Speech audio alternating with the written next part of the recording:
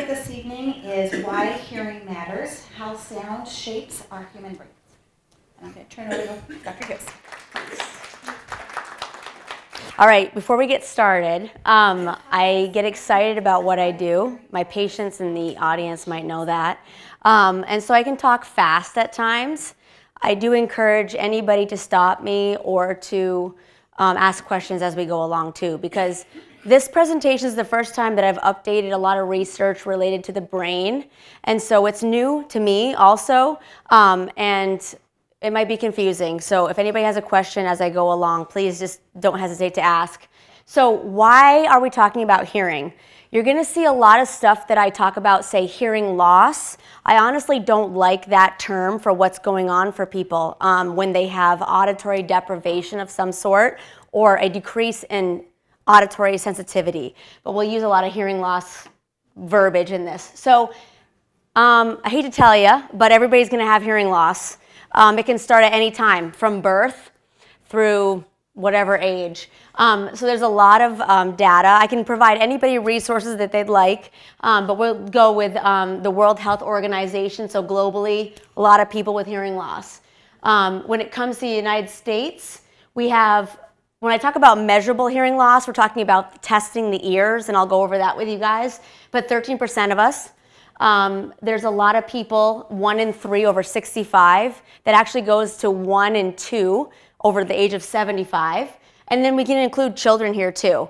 I personally don't see a lot of little itty bitty kids. I like people to be able to respond to me and have a conversation. So 5 and above is what we see at Aurora Audiology. But there's a lot of kids that have detectable hearing loss from birth, as well as anytime like between birth and the age of 18, 5 million. And that can be from birth or illnesses, things like that.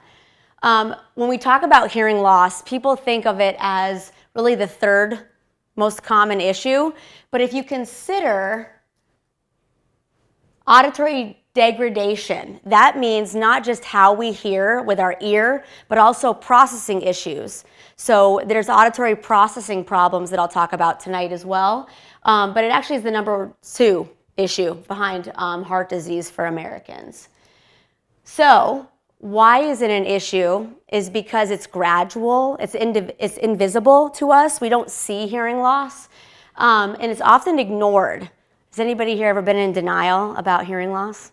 All right, yeah, everybody, especially men, no offense.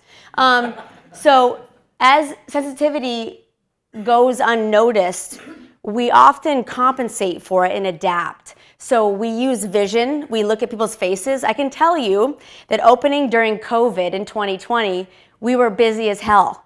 A lot of people couldn't see people's faces because of masks. I also might swear tonight, but I apologize. It's just who I am. It's also gradual. So as we slowly lose the ability to hear clearly, we just kind of forget how we used to hear when we had normal sensitivity, okay? And it's not that it is a hearing issue, it is clarity. I didn't understand my wife. If I had $1 for every time a wife brought in their husband or whatever, I'd be rich and retired and not talking to you right now. So delay of care is also an issue. Hearing loss is not considered urgent. I will tell you there's some really fascinating studies coming out of Northwestern University, and they're looking at the fatality of hearing loss. So you go in for regular appointments, you had surgery, a knee replacement, you're being told by a doctor who's looking at a computer screen how to take medication, post-op, pre-op instructions, and you're not hearing that or understanding. And so people are taking medication incorrectly. So hearing loss is a big deal. Also, what I like about this community is I can often go to primary care offices and introduce them to what we do and educate them on how I can help their patients because they're not taught that. If you look at an app for Medicare physicals, there's no hearing loss test on there. There's vision, there's heart, there's all this other stuff, but there's never anything like get a hearing test on your patient. Maybe they're depressed, they have balance problems. And so it's an option. There's a lot of primary care that doesn't talk about it. And it's related to a lot of other infectious diseases as well. misunderstanding on health insurance coverage. So Medicare covers hearing tests, everybody. You have a deductible at the beginning of the year like anybody else, but if you have Aetna Alaska Care, adopt me, okay? Love that. And then also, there's a lot of lack of lobbying and whatnot for audiology. We're a very small profession, so we're not like the AMA, the American Medical Association, where we can go and speak up about what we want to be paid and how we want to be paid. That's a big problem with healthcare in general. So people are mumbling, hearing aids don't work, there's a lot of denial. I hear fine for my age. Okay, I don't hate a lot of things, but when it comes to people thinking that it's normal to have hearing loss for your age, that's incorrect. Any amount of degradation or auditory deprivation is not normal. And we'll talk about all that stuff. We have a lot to talk about. All right, so let's talk about the ear first. Just the ear itself, peripheral, outside, the hearing organ.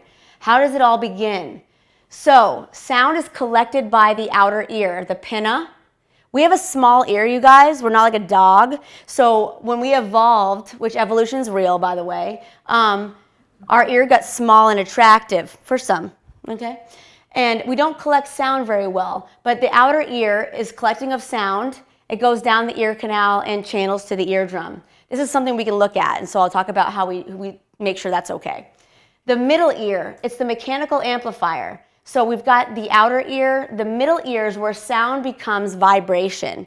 And the tiny bones in the ear, or the ossicles, they amplify sound, all pitches, and put it together to one little area of the stapes, this little footplate here, is where everything goes, okay? So we're vibratory sound at this point. Hydraulic to electrical is the inner ear. Not to be confused with middle ear fluid. People have had ear infections and things like that. But the inner ear is a small little pea-shaped snail shell. And what happens here is vibrations from that foot plate of the stapes, that small bone, it moves in and out of this window. There's two windows. There's actually the oval window and the round window and the oval window. And they move because if fluid goes in, it has to come out some way. As it moves, it pushes down on a membrane where there's these little hair cells, and they get all this amazing protein and information, and it then stimulates the hair cells underneath, and that goes to the nerve. So it becomes electrical. Hydraulic damage, I want you to consider that when we shoot a gun, or there's any kind of noise, even hair dryers for hairdressers, or the dentist drill. All of that really runs down those hair cells. They get a lot of work when something like that happens. So we're going from hydraulic to electrical so that the nerve and the brain can decipher that. Here's what the cochlea looks like. It's like a piano, essentially. So right near where the oval window gets stimulated is the highest pitch we can hear. And then it goes all the way to the lowest pitch at the top of the cochlea. So think about the carpet in front of a door. You walk on it a lot more than the carpet on the outside. So the hair cells that are stimulated first in this area here, just more wear and tear over time.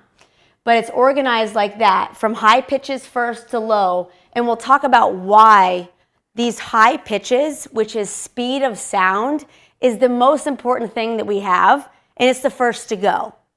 Our ear lifespan is 40 years, okay? So our bodies in general are not meant to really live that long, but we do because we wash our hands, hopefully, and we have, housing and whatnot. So here's the cochlea, lowest pitches up here, high pitches here. You've got thousands of outer hair cells.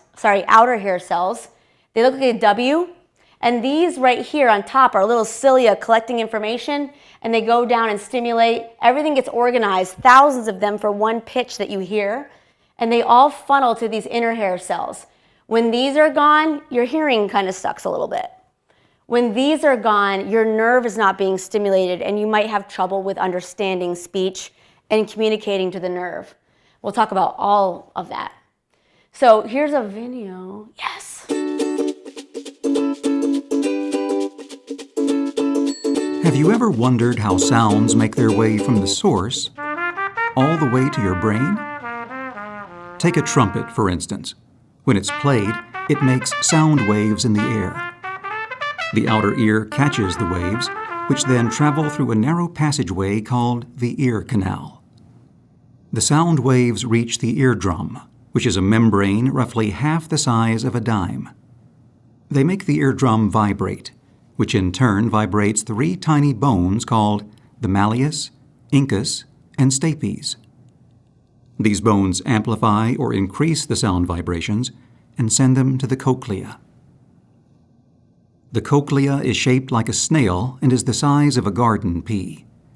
It is filled with fluid, and the sound vibrations make this fluid ripple, which creates waves. Hair-like structures called stereocilia sit on top of hair cells and are grouped together as hair cell bundles inside the cochlea. The hair cells inside the cochlea ride these waves, and the hair bundles are moved. The hair bundle on top of the hair cell turns these movements into electrical signals. As the hair bundles are moved, ions rush into the top of the hair cells, causing the release of chemicals at the bottom of the hair cells.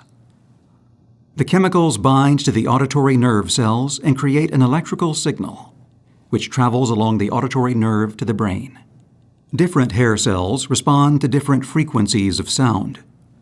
The hair cells at the base of the cochlea detect higher-pitched sounds, such as a piccolo or flute. The hair cells toward the top of the spiral detect progressively lower-pitched sounds, such as a trumpet or trombone. At the very top or apex of the spiral, the hair cells detect the lowest-pitched sounds, such as a tuba. The auditory nerve carries the electrical signal to the brain, which interprets the messages as sounds that we recognize and understand.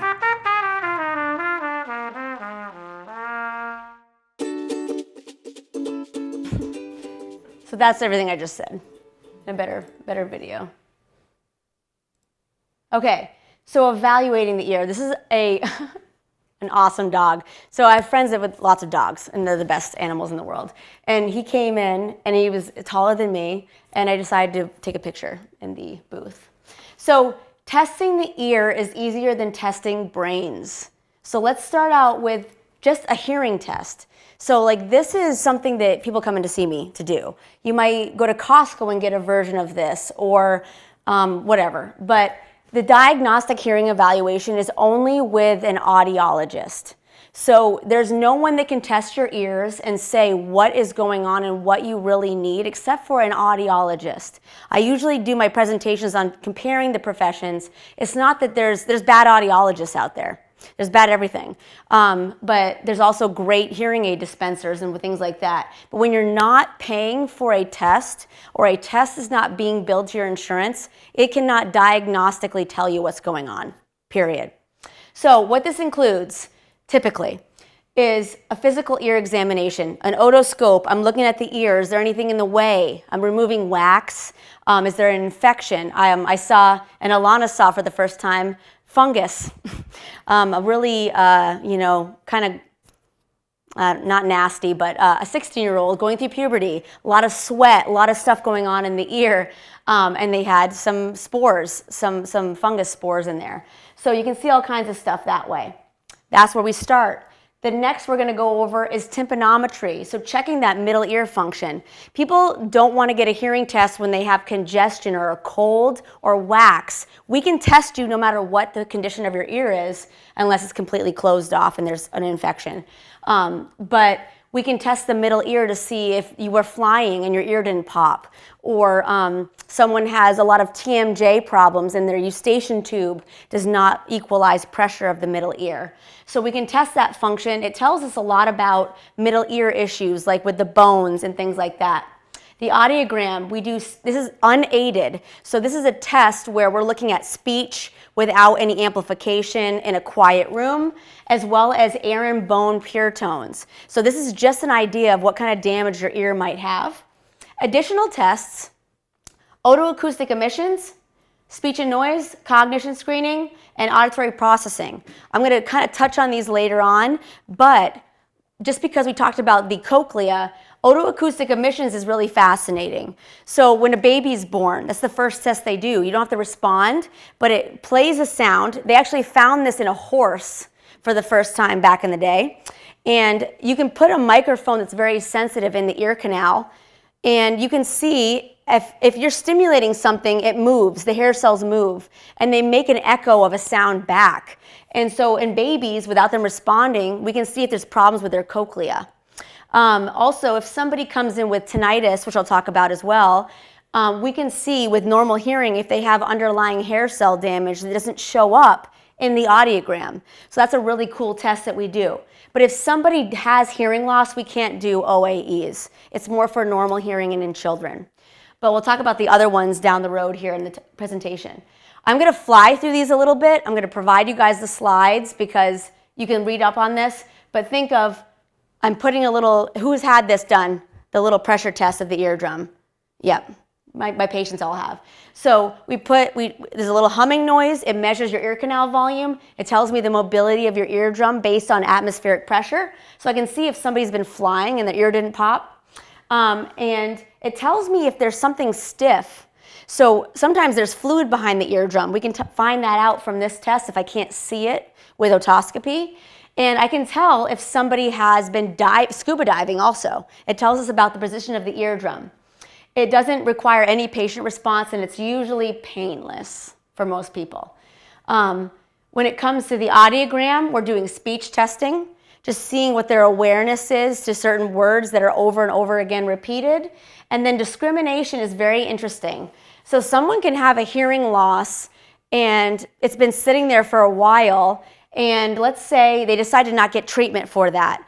The hearing loss doesn't change on the graph, but their nerve is atrophying away. It is dying away. Whether it's hereditary or noise exposure, speech testing can tell me if I give them one word at a time without seeing my face and without context, which are the ways that we cheat in real life, are they able to get those consonant vowel combinations? So it's a very kind of simple and quiet test that's calculated based on the speech reception threshold to see if somebody has some degradation to their nerve. So we can actually we're testing the ear here, but we can actually see if there's some atrophy to their brain during this part of the test.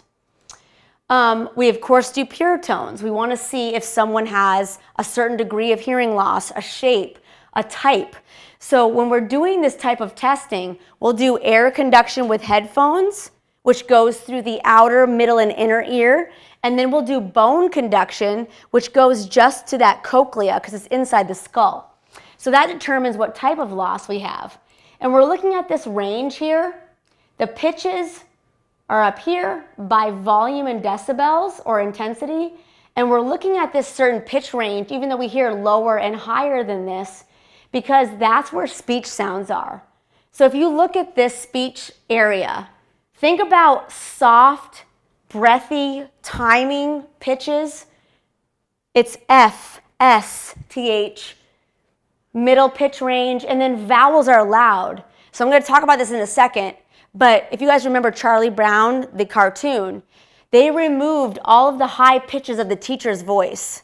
So she was like womp, womp, womp, all of that, an annoying adult, basically. But this is called the speech banana because it looks like that. But that's the graph that we use. So when we're doing testing, the type is determined by what we see, what we measure in the middle ear. You might have a conduction of sound loss, which is sometimes temporary. They have a hole in their eardrum. They have wax in the way. They have middle ear fluid that came up from an upper respiratory infection up to the middle ear. So we have conductive loss. It might be that it's sensory, meaning all of this stuff is normal, but the inner ear has damage by the pure tone air and bone conduction. Or let's say they have a hearing loss, but they have some wax and they came in to see me because the wax made more hearing loss and they now are noticing it. So we remove the wax and then we find out that we have a sensory loss. We can do all of this with all the different tests that we do.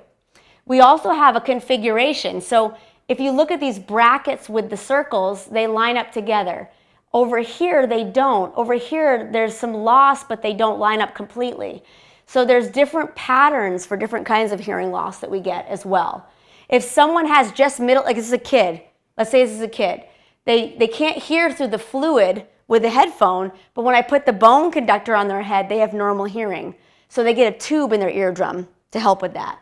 This person, hereditary loss, it's sensory. This person had middle ear surgery. So they've got some hearing loss from the middle ear surgery, plus they have a conductive gap here. So there's all kinds of shapes that whoever you get tested with, hopefully it's an audiologist, will tell you why it looks the way it looks.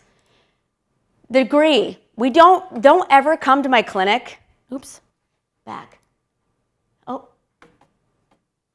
Don't come to my clinic and ask me for a percent, all right? That's veterans, that's maybe workers' comp, but we do degrees. So you might have a number of degrees because your hearing loss moves and slopes or rises, but we look at a normal range, and this was the normal range for adults, down to 25 decibels.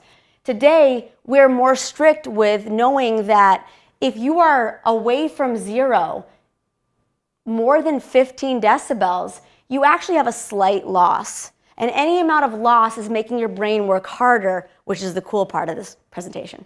But so there's no longer normal for adults. It's the same as children, which is 15 and above, 15 and softer. Then we got slight, mild, moderate, moderately severe, severe, and profound. So this graph gives us degrees. So there's the type, degree, and the shape. The shape tells us a story, okay? If you've got a gradual sloping hearing loss, it's likely aging and hereditary. If it's flat, that can be hereditary or from birth. Rising, usually from birth. A steep slope is usually you shot some guns and had a good time at a concert. If you don't have hearing loss, you didn't have a fun life as far as I'm concerned. The noise notch is also noise exposure because when an impulse noise comes into the cochlea, where does it hit? Think about hydraulics and damage. When a tsunami comes into the coast, the first thing that it hits, it destroys the most. So that first bend in that snail shell is 4,000 hertz. Boom, right there.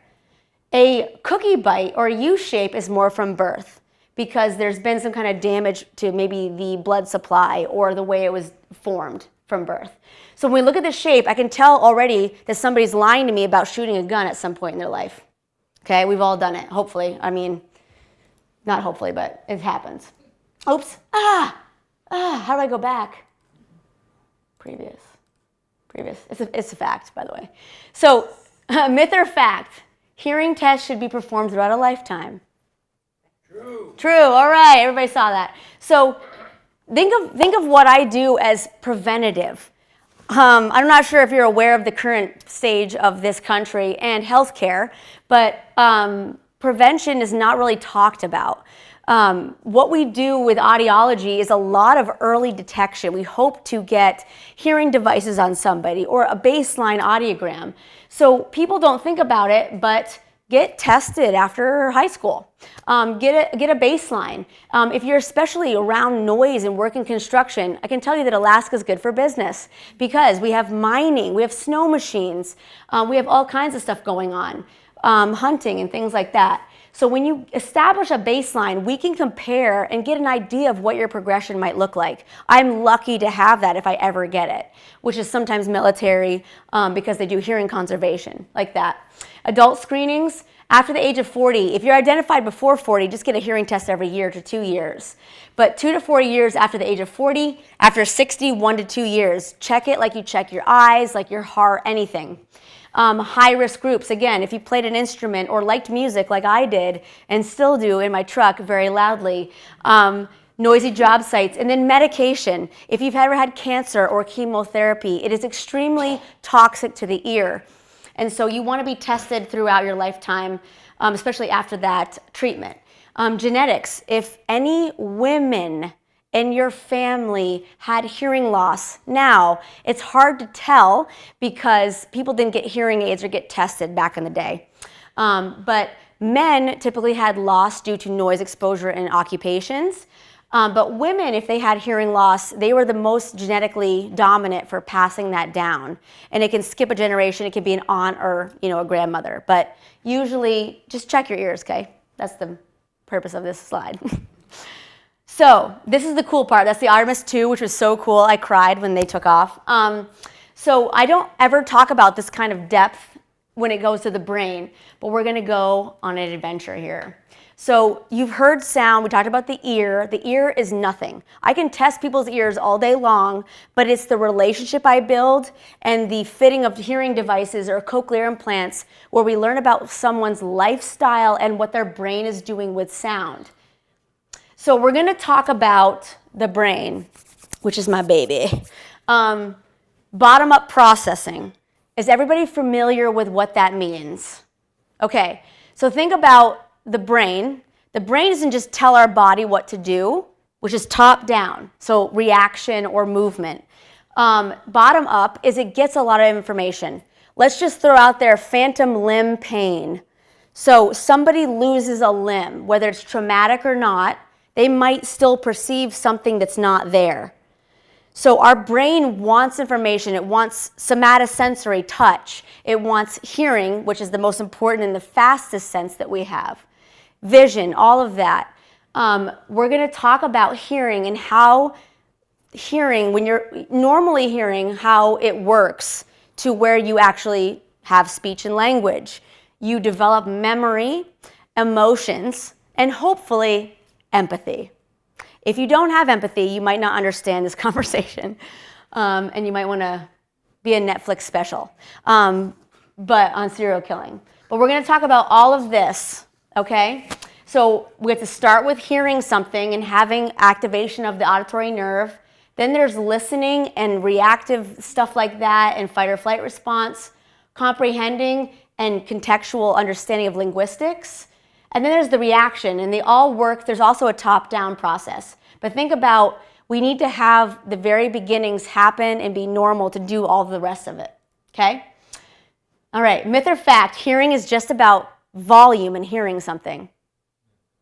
No. Okay, cool. What does sound do? This is wild, you guys. I freaking love this, okay? Sound stimulates for, first and foremost, localizing and timing. Where's the sound coming from? You're in the woods walking around, you hear a twig snap, oh no. By the time you see the bear or the moose, you're dead. Vision is very slow, milliseconds, but slower than hearing. Interesting, object and facial recognition, okay? We think of vision as that, right?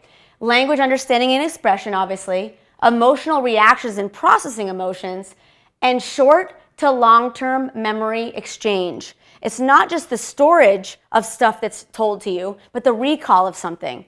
We think of smell, like olfactory memory, which is very, it's my grandma's perfume or my grandma's cookies, whatever. Hearing is right after that as far as being able to remember something, which is kind of important. So we're going to start with the auditory nerve and the brain stem. So we got the auditory nerve going to the brain stem, okay? This is where we take acoustic sound.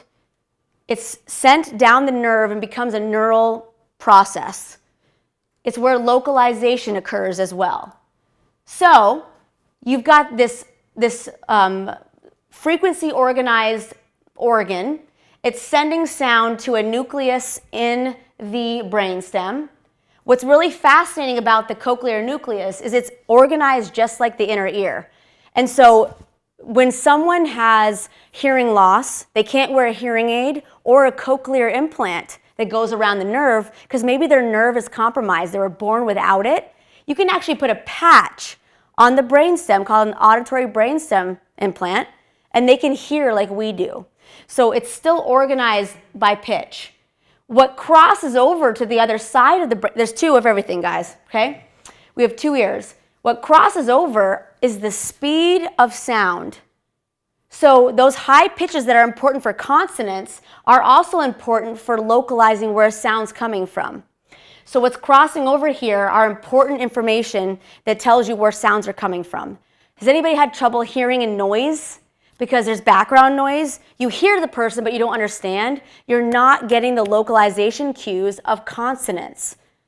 That's why they are the way they are, high pitch, F, S, T, H, and it's about timing. Boop, boop, goes across. I forget about my animation. That's Maggie. That's my dog. Okay, so what is the brainstem for? Location, location, localization. So for the first time, your brain is picking up the onset of sound.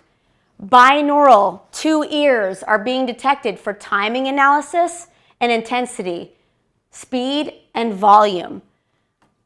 The most accurate way that we localize is by speed of sound. So high pitches are like this, sound waves.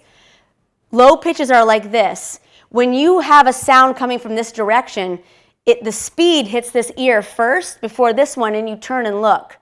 When you have intensity coming, it's not as accurate. So I don't care if you hear vowels, you are not understanding what's going on because it's all about timing and speed, although the two come together. So if sounds are loud and coming this way, eventually you're like, oh, that's louder. But think about how many times have you looked for where the plane is? Oh, it's a formation. We saw jets the other day, like America, you know? So you're looking for something, but if there's not a lot of high frequency sounds in something, you're not gonna localize it faster. So that's why there's also we'll talk about tinnitus, which is a symptom of hearing loss. It's very important that you're getting the time and intensity of sounds. That's why some people come in and they're like, I hear just fine. I hear all these, I heard this sound here. Yeah, you heard parts of it, but you didn't understand your wife, which is more important. You know what I mean? So there's Maggie with the shark teeth. So again, what we're looking at is when it's high frequencies, you get this head shadow effect because the frequencies are so tight that they hit an ear before they hit the other ear. This is also high frequency, but imagine this is low frequency. Some of the sound waves might skip your head. So when you're hearing something louder to one side than the other, it's not as accurate as you're getting speed. And that's why old hearing aids were horrible, because they were amplifiers programmed for one ear, the other ear, and if a sound was soft over here, the hearing aid would amplify it. So all of a sudden your localization would be off. Now they work together to preserve this, because if you cannot do this first, if you can't localize sound, you are not going to understand it. That's why we're going to go up the brain. So the midbrain, we're talking about the highway of sound. Things have crossed over down here. Now they're channeling up to our amazing cortex. Not everybody has an amazing cortex, but most people do. So we're going to start with the midbrain here. So now we're in the area where we're still localizing sound, but what's interesting is we're starting to use attention and select what information is important or not. So when things are going through the pathway up to where it's going to be processed, we're figuring out, okay, that's speech, that's important, that's background noise. If you cannot hear, you can't do that. So you're trying to localize, you're actually hearing normally, and then what you're going to do is find out if something's a threat or not. So the fight or flight response starts here. So if you're in the woods walking around and you hear a rustling of leaves, you're like, you know, what is it? And so you know if something is new to your environment. This is an interesting area when someone gets hearing aids for the first time. And they're like, what is that? What is that? It's your footsteps. Weird, you know? Or it's the sound of your the refrigerator running. So when someone gets devices for the first time, you're going through building this process again, and you have to get used to these sounds existing in your environment, because if you aren't used to them, you're going to be activating your threat response if something's new, okay? So this part of the brain is now it's localized stuff. It's trying to figure out what's important and what's not. It's almost a reflex, because speech becomes natural to us, whether you speak German or French or whatever, based on how you grow up. It's now determining what should I pay attention to, okay? It's the auditory traffic controller, just like the air traffic controller. So you're starting to integrate more localization, what sounds matter. This is where speech and noise is separated, and the startle response. So if you do hear something that's not right, like thunder is a big one, or, you know, an explosion, number of things, that's where you're like, okay, run. So think about fight or flight is also there too. We'll come back to this when I talk about tinnitus or tinnitus. So now let's go up to the auditory cortex. So this is where things get fancy, okay? So we're going to talk about where we're starting to comprehend. We've localized, we've filtered things out. Now we're using context. We are understanding speech and language, and we're applying parts of the brain that associate emotion. Okay, when I have a cochlear implant patient, one of the only things we recommend at first that they do is listen to old music that they remember from when they were younger. I don't care if it's country or if it's rap or whatever. There's a lot of emotional auditory memory that can come forward and train your brain to that sound better. So this is where a lot of fancy stuff happens, because we're involving parts of the brain that are only integrated by the auditory nerve being intact.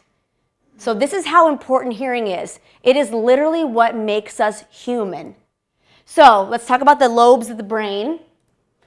We have fancy executive functioning stuff in the frontal lobe. Parietal is more movement, and if you look at when they do tests of what stimulated legs and arm movement, things like that, vision back here. And then the temporal lobe is right in the middle. Why? Because hearing is so important in the stimulation of what we get from the hearing sense. So what's involved in this area is language, memory, hearing, and emotion. All right? So the primary part that all of this highway stimulates, there's also a piano, okay? So right where the first thing that gets stimulated by the hearing nerve and all of its pathways is a tonotopic or piano organized sound. It's where we first analyze speech features, because speech is like this. Noise is more steady state. It's where we consciously say we hear something. And it's organized differently than the cochlea. So the cochlea is high to low. This is low to high, because who likes bassy, creamy music? We do. And that's where emotions come from. Why am I sad at work and these ladies are like, why are you listening to this sad country song? I'm like, I don't know. It's just, or you're hyped up and you're listening to some rock and roll. It's because this is where we start to associate emotion with sound. Auditory cortex that associates with how we use sound. Now we're talking about the whole brain, and the temporal lobe and hearing controls this. So now we can say we're doing bottom up and top down stuff. You're hearing well, you've processed things, you've localized threat, all of that. You're interpreting context, you have emotions to certain sounds and how someone's talking to you. Now you're starting to figure out how you're going to react. And as you react when you're talking to somebody, you might quickly check in and listen again. You might stop talking and hear what's going on around you. Hey, can we stop this conversation? Something's going on. Or that person's talking to me now. Hey, hold on a second. So things are happening. All of it's working together so that we can understand speech, perceive music, develop auditory memory, and recognize, not just like hear it, but recognize what environmental sounds there are. And I do this a lot with veterans in active duty when I talk about their noise exposure. Were you deployed when this happened? Yes, I was stressed out, PTSD, this explosive went off next to me, and so how we treat their hearing loss is different than somebody that's like, yeah, I've noticed hearing loss, my husband doesn't hear me anymore, and we're thinking about getting a divorce. I am also a marriage counselor on a regular basis. So what that means is we've got all of these functions of the lobes, but the emotional brain is really what hearing stimulates and integrates into everything that we do. And we'll talk about these structures. Has anybody seen these structures named? Has anybody looked up dementia research or been maybe read AARP, which I recommend you don't, or look at the advertisements for hearing aids in there. But there's a lot of structures here that we're going to relate hearing to memory loss, and why. Just check your hearing, guys. Just check it, get treatment, make sure it is comprehensive treatment, because these areas are going to suffer. So one association area is Wernicke's. So here is the temporal lobe. Right back here is the area where we actually comprehend language. So this is on the left side. So if you guys are familiar with brain stuff at all, music is more right brain, how somebody sounds, or they're asking a question or saying a comment, but speech and language is on the left side. So this part of the brain is where everything just happens. And I'm going to show you a cool slide in a second. Damage to this area is often stroke or traumatic brain injury. Has anybody ever experienced somebody that's gone through a stroke? It's amazing how the brain bounces back, but you might find them not understanding you. So they hear you saying something and they can say something back, but they don't really understand because that area was affected. Another area that's not part of really what we're talking about, but is related, is Broca's area. So see how it's more towards the frontal lobe? It's your decision to respond and produce language. So how these are connected is you might have a problem just understanding during a stroke, or you might not be able to say something, or they understand what you're saying, but they want to say the bird is blue, but they're like, ride my bicycle, because they just cannot find the ability to speak what they're saying. So you can have a problem in both areas, but this is more the production of it, Broca's, and then Wernicke's the understanding. And this is the place where higher level auditory stimuli function so that you can comprehend everything from just understanding a word. So these are the parts of the brain. So here's Wernicke's area right here. You have to have, remember that tonotopic, it's all pitch? That's an S or an F or a B or a T. That goes into understanding what a word is. Then you have sentence comprehension. So not only are they hearing the different letters, there's a meaning part to it, there's a sentence structure, they're integrating it with the limbic system and emotions and what someone might be talking about, the topic, and then all of a sudden Wernicke's area says this is what they said. So there's some testing that we do. There's a reason why when somebody comes in for a hearing test, we just do one word at a time. We want the basic structure. It's more basic. But when somebody comes in for a cochlear implant evaluation, we give them sentences. So if you can hear with this hearing aid and it's helping you, can you pick out all of the topic, first of all, and the beginnings, middles, and ends of a sentence? So we kind of tax your brain the further we test your system. But you have to be able to do the basics to be able to get to the understanding of what someone said. So that's what that whole area does. I know this is confusing, and I'm talking fast because I'm excited, but it's really, you got to be able to localize and hear something. Then, if you can go from there, you can determine what your environment is made up of and communicate and connect with other human beings. You can develop emotions and empathy. Think about age 3 to 5. Your balance organ of your inner ear, which I'm not talking about today, you're learning to walk, you're learning to talk. You might cry because you see something that's sad. And so you're developing all these things that eventually lead to who you're going to be as a human. And it really involves a lot of what we do, which is hearing. Here is the king, if you will, or queen of the whole system, which is the association cortex, the limbic system. The amygdala, emotional meaning of sound, fear and threat detection on a higher level. The hippocampus is memory formation and learning. This is the part that says, okay, you're telling somebody a number. Remember back in the day when you didn't have cell phones and you had to remember somebody's number? Okay. Today it's like, oh shit, where's my phone? So think about getting that into storage.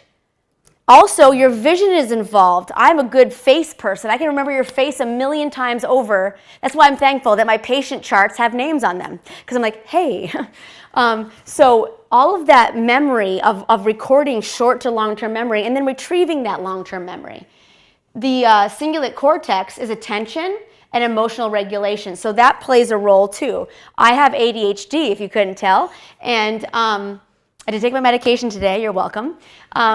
But that plays a role too. So like, for example, I can be watching a movie that my friend really wants me to watch, but if I do have my phone or I'm doing Legos or something, I can focus more on that other task while something else is going on. So that attention is a really big part. And I'll talk about why when we look at processing of auditory information, that we have to look and see if somebody has attention problems because it's how we test, we factor that in there. Oh, break time. Maggie. My puppy dog. As a shark right there. She's amazing. Okay, so pulling it all together. Okay, I know it's a lot, and it's the brain, which is like, we should be studying that more than outer space, in my opinion, or the sea. But any questions, just like thinking about the brain, does that make sense?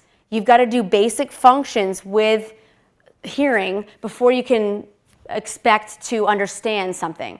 So when people come in and they get a hearing aid, especially today, I can say it differently than when I first started.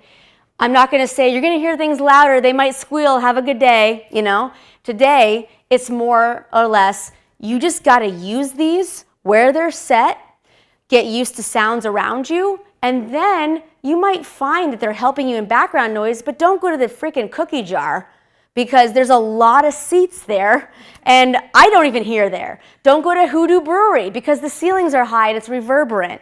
Let your brain get used to just getting hearing stimulation, and then from there, we'll see what you need for adjustments or if the hearing aids are enough. So, when you have a problem with your auditory system, I hate the word hearing loss because people are like, I can hear just fine, you know? So it's really, there's a change in hearing. There's auditory deprivation. So, myth or fact, compensating for hearing loss is cool, dude. Myth. Okay, excellent. Everybody's right. So the brain needs to recruit so many extra resources. We've also talked about vision. How many times do you have to see somebody to hear them better?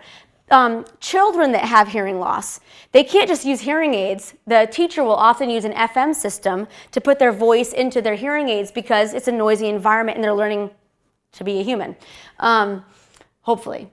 So Netflix shows, love them. Okay, so the brain has to use a lot of other resources, and I have a really cool slide in a little bit about compensating. So when you don't have an auditory system, we do so well to use our vision. We fill in context and things like that because we want, first of all, your brain wants you to be okay. If anybody's ever had dizziness or vertigo, the first thing you do is you're tired and your brain wants you to relax so it can figure out how to keep you upright. Hearing is the same thing. It uses your vision especially, and then your knowledge of context, which is so exhausting. There's so many people I see, when I look at them after hearing devices, same with Alana too, they look so much more relaxed because they're not having to work so hard. That extra load can rob resources. And we're going to talk about what that means when someone is predisposed for memory loss. Or, you know what, my grandma's 90. Grammy, you can't do everything you used to do, you know, and thank goodness her vision's kind of gone because she slowed down a little bit, and she lets us drive. But like, we don't realize how exhausting it is when we're younger, especially for women, and the fact that we have a lot more emotional brain and connection, and we're naturally, you know, more emotional. It can really affect confidence and things like that. So auditory deprivation, what it does, cognitive load, overload, it's exhausting. Communication breaks down. Again, I should probably bill for this, a marriage counselor on a regular basis, or I keep families together, siblings, things like that. Social function, the amount of times I've had somebody come to my office and said, I don't really do anything. In Fairbanks, Alaska, that's probably good. The restaurants are dying and you want to go to a bar here, trust me. But people are not doing much, or they're avoiding phone calls from their family out of state because they can't hear on the phone. They don't want to talk to grandma anymore, things like that.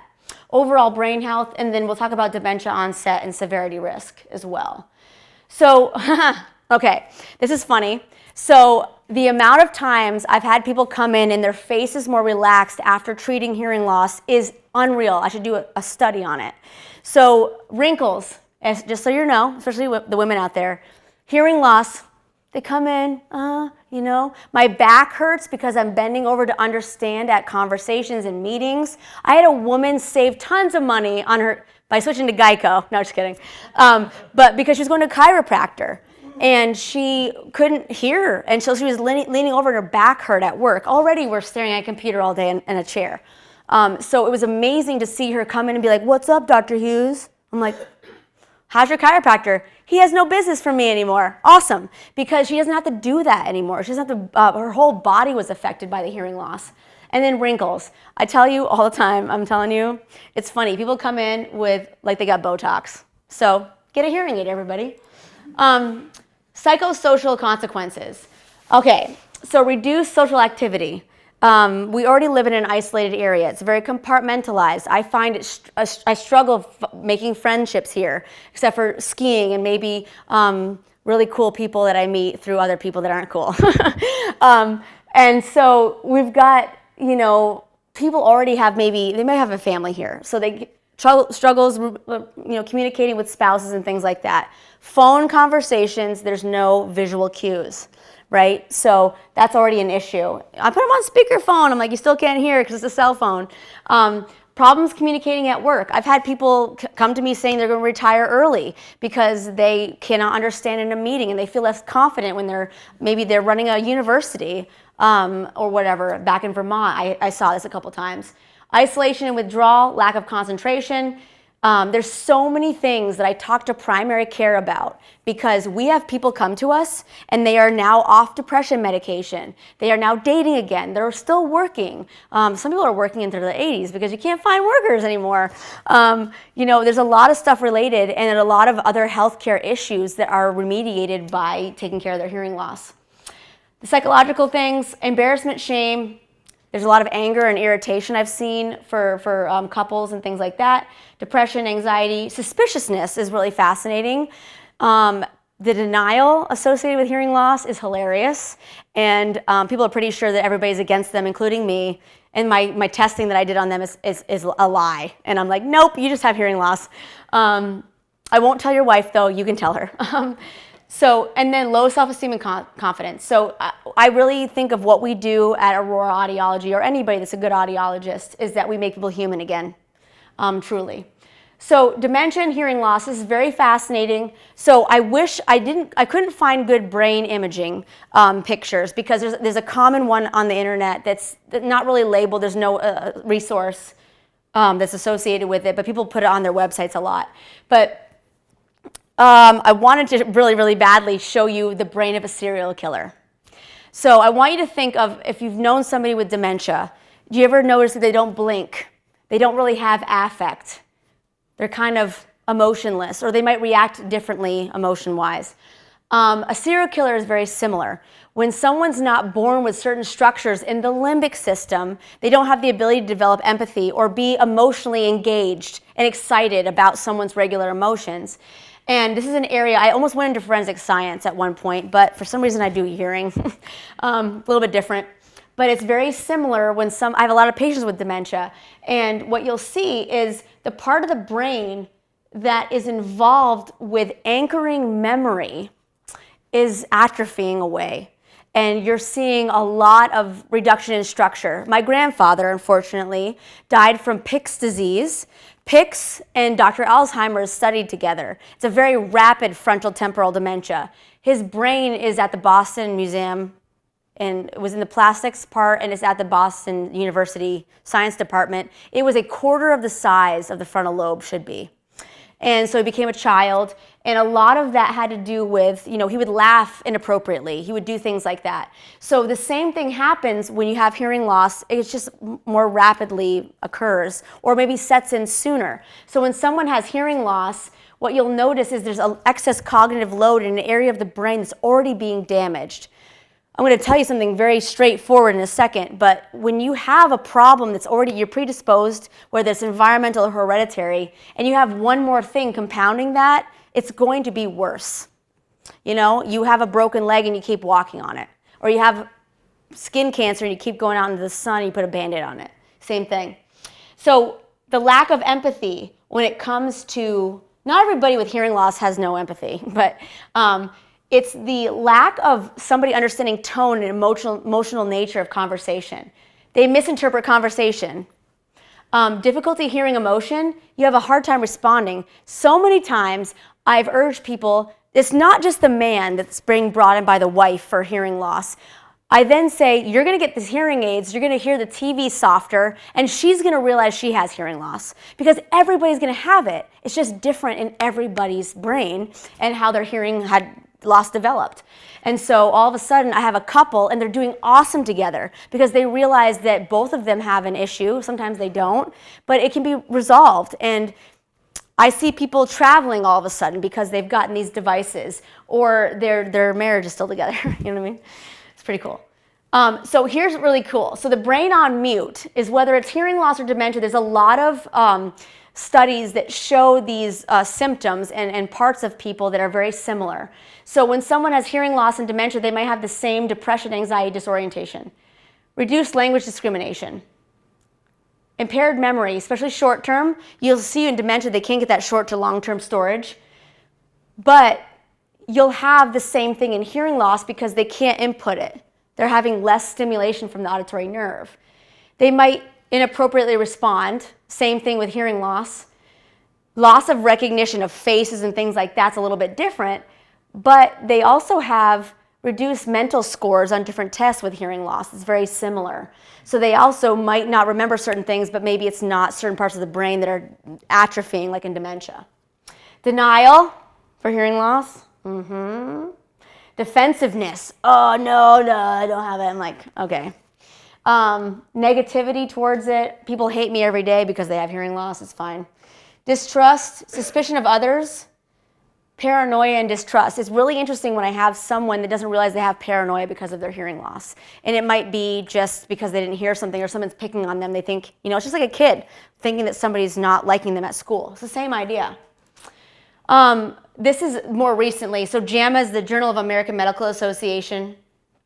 And this is from last year. And so this is interesting. They say 70 is the critical intervention window. I don't agree with that. I've never had a more lower average age that I fit hearing devices to because of the military and the jobs that people have here. I fit, last week alone, would you say, 20 to 25-year-olds because an explosive went off or a 50 cal or a howitzer was used and their hearing protection fell out. Or somebody was inside an indoor range and they shot and the echo off of the wall caused an acoustic trauma. Or we have a lot of native population with ear infections that become very chronic and cause permanent damage to the middle ear. So I would say 60 is more likely, if not 50. So as soon as, if you come to see me, I'm very aggressive with hearing aids. I don't care what people say. I'm going to tell you what you need. You can do that or not. And so this is amazing data. The data, it's so hard to look up this because you're going to see sales stuff. If you Google dementia and hearing loss, people trying to sell you hearing aids online and stuff like that. Or websites that take a picture and make it look cool because you're going to die if you don't get hearing aids. So be very careful, but when you can have access to JAMA or the Academy of Audiology, you'll see better data. But it's just simply the risk. I don't like to use the word risk. Let's find my slide that I like better. Here. So no one should ever tell you that if you get hearing aids, you're not going to get dementia. Or if you don't, you're going to get dementia. Because it's definitely a factor. There's no causation. There's correlation, guys. Okay, they go next to each other. You're going to have hearing loss at some point. If you get dementia, you're going to get it, but you might mitigate it. And I will tell you one story. I have a very smart woman, astrophysicist. She had hearing aids. She lost her license because of dementia. She got cochlear implants and got her license back and became lucid for another 2 years. I bawled my eyes out. I couldn't believe more in what I do after that. So there's a reason why we should stimulate that part of the brain. Cognitive screening, we do this for a few people. We check out, spatial awareness, memory, auditory memory. So there's screening that's available that we can kind of see if someone's at risk for dementia. It's a screening tool. Honestly, when you go to your primary care doctor, they should be the ones that are looking into that. But we do see people improve when they get hearing aids on some of this testing. CogniView is the name of the test that we do. We can't do it on somebody that's already diagnosed with dementia because it's going to show up. But we can see that somebody's more aware of spatial sound and memory when they get hearing devices, about after 6 months or so. I'm going to send these slides to you guys, but there's a lot of stuff associated. Really cool data. 60% of falls are likely to be fatal if you cannot localize the sound of your footsteps.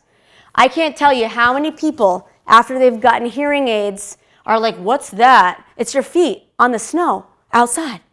You know, when my grandma got them, she couldn't believe her sound of her hands on the steering wheel that was rough, or the sound of rain on the window. So if you cannot hear your footsteps, I don't care if you feel them, because who loses muscle mass faster? Old people, women especially. But our muscles and tendons are not good. We have bad knees, bad hips. We have balance problems for other reasons. If you can't hear your footsteps, you might not know where your feet are going. So that's a really fascinating thing with safety and balance. Also, physical therapy often comes to an end when someone doesn't have hearing aids because they are not going to do okay if they cannot hear and localize sound. So really quick, guys, don't do any treatment until you are explained your diagnostic results. You might have a temporary condition. People can have a sudden loss that comes back with steroids. Maybe you don't. I work with Costco so much, we've met with them 1,000,000 times, because if someone has a certain kind of diagnostic test, they don't do a diagnostic test, but if they have certain results and they're not going to be a hearing aid candidate, they might need a cochlear implant. They should see an audiologist. The final thing is, you might not have a hearing loss, but you have problems processing sound and noise, speech and noise. So this is new. We're going to have somebody coming up from Anchorage to do this testing for us because it's very lengthy. But we are going to start doing processing evaluation. If you have more than a mild degree of hearing loss, you have a processing disorder anyways. You need hearing aids. Unfortunately, you can't do this test. Fascinating thing, we are treating schizophrenia with hearing aids. I have a woman who is left a very traumatic, abusive family. She has hearing aids because she had hearing loss. She now has a job, is not on medication, and is independent and free from that mental trauma. So we want to know if somebody has these kinds of things before we do processing evaluation because they're very similar. You get testing that is beyond the auditory test. You have to have normal hearing for this though. So competing sentences. Can you tell the gap detection between words? Can you tell if a word is put to one ear versus the other and repeat back both of them, or do you only hear one of them? Figure ground, speech and noise. Can you understand a word without high frequency consonants in it? Can you understand words that are staggered but the same to each ear? And can you tell the difference between tones? I don't know if anybody remembers, but people would call it tonal deafness when people had hearing loss in the past. And that was usually that high-pitched stuff that I talked about. So there's this testing, it's very important for children. If somebody had ear infections as a kid, they might have had a lot of auditory deprivation from middle ear fluid. And so we can do this test on them as they become adults and have problems without hearing loss. Hearing aids, yes. They're not your grandfather's or father's hearing aids. This picture drives me nuts. They do a lot of advertising with those big things. So it should not be their experience either. And that's why if you ever come to see us, not that I'm like the only place in town, so I'm not advertising, but like if anybody you know goes to an audiologist, if they are board certified, they have a lot more ethical and education requirements. But devices are Bluetooth, they're waterproof, they're rechargeable, no batteries. They also have AI in a good way. So in the hearing aid microphones are picking up your environment and trying to figure out what environment you're in. But it should be patient-centered. We don't make money off our hearing aids. People are blown away by that. But to me, that's unethical. It should be a lifestyle assessment. My patients, when I see them, I hug them. I'm like, also, where are your hearing aids? You know? But it should be a relationship development. You should be comfortable with the person you're working with. It's not just excuse me. I digress. I almost swore. It's not just a sale. If people think I'm trying to sell something, I'm just like a surgeon then that's trying to sell a knee surgery, okay? Because I want to get to know who you are and what you need. Cognitive considerations. Can they do little things with their hands? Can they clean the devices? Do we need to see them every month or every 4 months? And then I'm doing a little plug for this because I did research on this when I was younger. LACE AI auditory training. When you get devices at our clinic, you now get a program that helps you auditorily train for rapid speech, like listening to Dr. Hughes, or speech and noise. You can put your wife's voice or your friend's voice in there and train with it. And this program exists all over the world, but it's something that it's beyond getting the devices. They're 10% of how you're going to do. It's about the training and physical therapy for your brain. So this is the cool slide I was talking about. Okay, so this is pre-cochlear implant and post-cochlear implant. This is the activation of, so what you'll see, people with even mild hearing loss, when they see something and they need to hear at the same time, it'll activate the temporal lobe. You'll see as they get their hearing back, and their hearing can be used for hearing, the more of the back of the brain gets activated for visual. Somatosensory, feel. It should be really only up here, but their auditory center gets activated when they're feeling something because it's trying to make up for missed information. So when they are hearing again, when they feel something, it'll just be the feeling area of the brain. And then auditory. So it's very scarce, what's that word? Scarce when they're activated auditorily and told to listen to something while they do a functional MRI. Once they get the cochlear implant, they're then using the actual part of the brain for hearing. So that's just one example of the change in the brain after treatment. Myth. So you need to retrain your brain, ongoing counseling, improvements in fit, tuning, all of that. There's firmware updates to these things, you guys. Hearing aids are computers, okay? We need to make sure that they're working well. If someone does not come in for appointments, they're usually not doing well.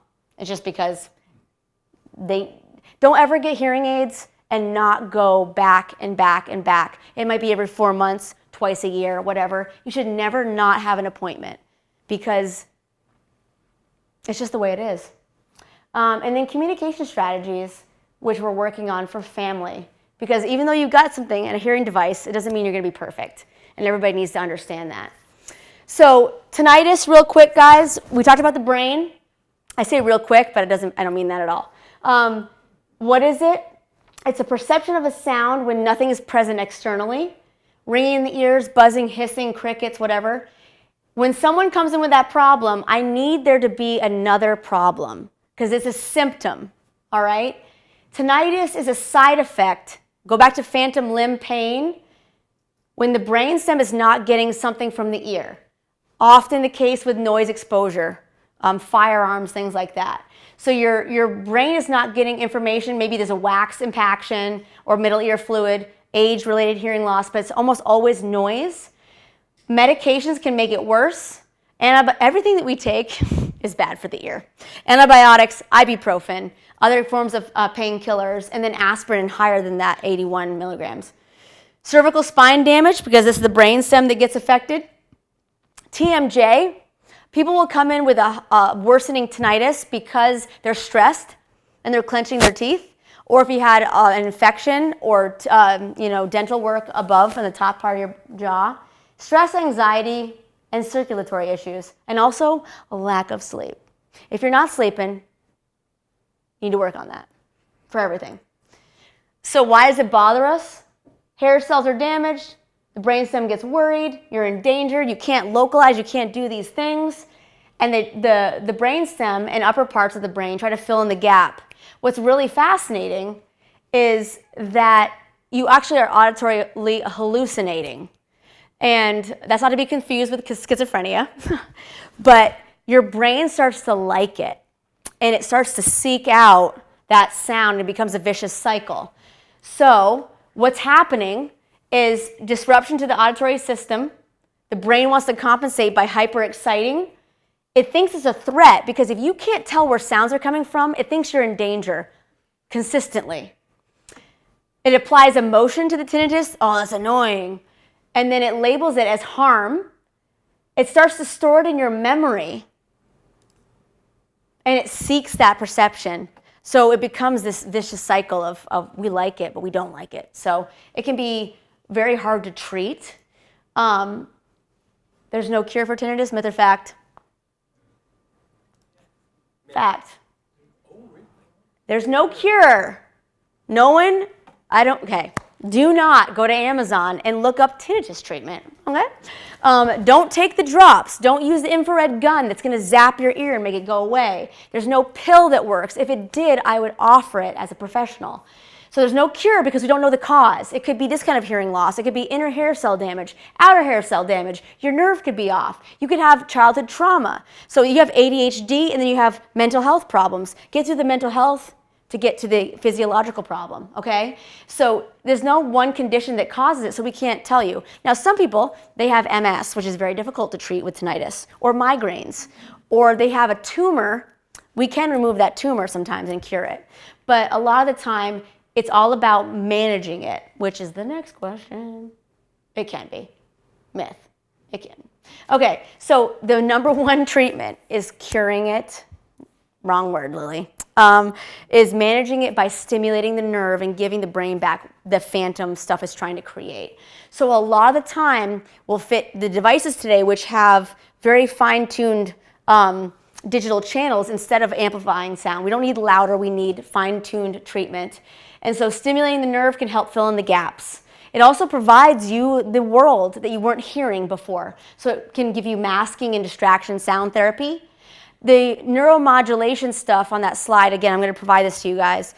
There's a device called Linear where they use shocking to the tongue, not painful, but that's why acupuncture works just the same. So when someone cannot relax, like myself, I do Legos occasionally, if you haven't been to my clinic, relaxing with having some other kind of sensory input. So acupuncture helps a lot. A lot of veterans I see have associated PTSD with their tinnitus and auditory damage. So CBT works really well. We have some therapists in town that help with that. It's just learning to forget about the trauma or the anxiety that's associated with that. Lifestyle, if you're not sleeping, forget about it. You are not going to treat your tinnitus. Medications, be very careful. Some of these things do help, but a lot of medications have a compounding side effect for tinnitus. So it's really, really hard to treat, but we do our best. So, drum roll. This is kind of a sad slide, I guess. But, so hearing loss, it's not just an inconsequential aspect of aging or otherwise, whether it starts in childhood or not. It is not normal, okay? It's how we communicate, build relationships, keep our cognitive function. We age the way we do. The country, let's say, not to be political, wants us to be sick. All right, it's a business. But one thing we can do is stay connected and keep our brain stimulated. So I hope that tonight you had a very rapid, very extensive overview of really what it is that I do every day, which is not just test you for selling hearing aids. Yeah. Thank you. That's me.